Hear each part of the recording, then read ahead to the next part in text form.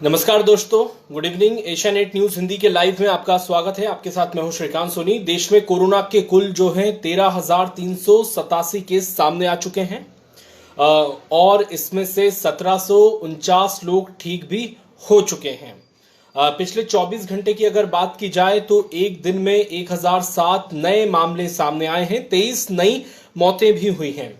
स्वास्थ्य मंत्रालय के संयुक्त सचिव लव अग्रवाल ने बताया कि लॉकडाउन से पहले कोरोना मामलों की डबलिंग रेट जो है लगभग 3 दिन लग रहे थे।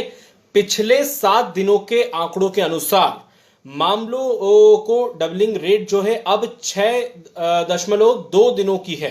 19 राज्यों और केंद्र शासित प्रदेशों में तो डबलिंग रेट जो है वो देश की डबलिंग रेट से भी कम है, ये उन्होंने कहा है। लव अग्रवाल ने यह भी बताया कि 19 राज्यों में डबलिंग रेट जो है वो कम है। और अगर बात की जाए केरल की, उत्तराखंड की, हरियाणा की, हिमाचल प्रदेश की, चंडीगढ़, लद्दाख, पुडुचेरी, दिल्ली, बिहार, ओडिशा, तेलंगाना, तमिलनाडु, आंध्र प्रदेश, यूपी, कर्नाटक, जम्मू कश्मीर, पंजाब, असम और त्रिपुरा, ये जो है राज्य इसमें शामिल हैं। तो इसके अलावा अगर बात करें दूसरे देशों की तुलना में भारत की किस तरह से स्थिति है, तो उन्होंने बताया है लव अग्रवाल ने कि भारत की स्थिति जो है दूसरे देशों की तुलना में बेहतर है। भारत पहले से ही विश्व स्वास्थ्य संगठन के साथ काम कर रहा है। भारत की स्थिति इसीलिए दूसरे देशों से तुलना है क्योंकि यहां पर पहले से ही इंतजाम, पूरी प्लानिंग तैयार की जा चुकी थी। कोरोना को रोकने के लिए कोशिश की जा रही है अभी भी कि वैक्सीन जल्द से जल्द बन जाए। इस पर भारत आगे बढ़ रहा है कि इसकी वैक्सीन जो है जल्द से जल्द बने। लॉकडाउन से कोरोना ग्रोथ फैक्टर में 40% की गिरावट आई है। लव अग्रवाल ने कहा है कि लॉकडाउन की वजह से जो ग्रोथ फैक्टर है उसमें 40% की गिरावट दर्ज की गई है। 80% मरीज ठीक हो रहे हैं। जो गाइडलाइन बताई जा रही है, जो लॉकडाउन का फॉलो करवाया जा रहा है, वो इसलिए कि ताकि लोग जो है क्वारंटाइन हो और ठीक हों। इस बीमारी का इलाज यही है कि आपको जो है सावधानी बरतनी होगी। कोविड के लिए अलग से अस्पताल बनाए जा रहे हैं। कोविड के लिए अलग से अगर बात करें तो अस्पतालों की संख्या भी बढ़ाई जा रही है। इनमें आइसोलेशन बेड और कई तरह की आईसीयू बेड की हर तरह की सुविधा पर भी काम किया जा रहा है। इसके अलावा इम्यूनी बूस्टिंग के वैक्सीन पर जो है काम वो चल रहा है। इसकी वैक्सीन को लेकर लव अग्रवाल ने यह भी बताया कि परीक्षण, जांच और इलाज के लिए जरूरी उपकरणों के घरेलू उत्पादन पर जोर जो है दिया जा रहा है। इसके अलावा कोरोना टेस्ट का रिजल्ट लगातार जो आ रहा है सामने, कई मरीज ठीक हो रहे हैं। इसके इम्यून सिस्टम को बढ़ाने और देश में पारंपरिक ज्ञान का भी उपयोग हो रहा है। हर तरह से दवाइयों पर भी काम करने की जो है रणनीति अख्तियार की जा रही है। दोस्तों, अब कोरोना को लेकर देश की स्थिति क्या है वो भी मैं आपको बताऊंगा। सबसे पहले क्योंकि देश में कोरोना से मरने वालों की संख्या जो है 468 पर पहुंच गई है। शुक्रवार को गुजरात में 2 संक्रमित मरीजों की जान चली गई।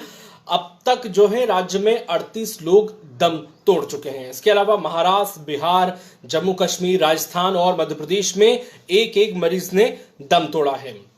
महाराष्ट्र की बात करते हैं, जहां सबसे ज्यादा कोरोना के मामले सामने आ रहे हैं लगातार।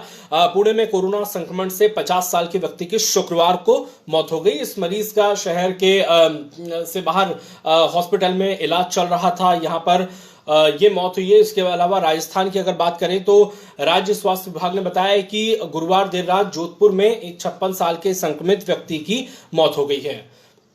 जम्मू कश्मीर की अगर बात करें तो श्रीनगर के जेवीसी अस्पताल में 70 साल के मरीज ने शुक्रवार को दम तोड़ दिया। मध्य प्रदेश की अगर बात करें तो मध्य प्रदेश में इंदौर में एक मरीज की मौत हुई है। मध्य प्रदेश में इस तरह इंदौर में 48 और पूरे मध्य प्रदेश का अगर आंकड़े की बात करें मौतों का तो वो 65 हो चुकी है। 65 मध्य प्रदेश में मरने वालों की संख्या कोरोना वायरस से।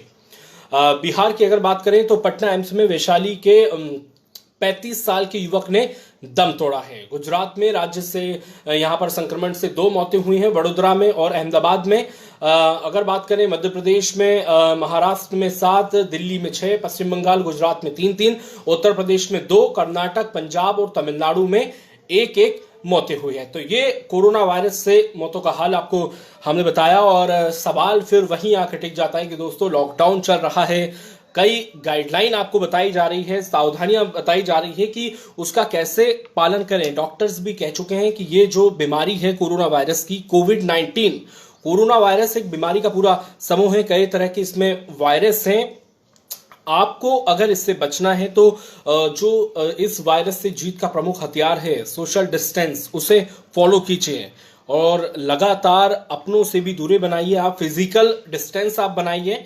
घर में भी अगर आप हैं तो घर में भी अपने आप को क्वारंटाइन करिए, क्योंकि ये और मास्क, और अगर आप छींकते भी हैं तो इस तरह से आप छींकें।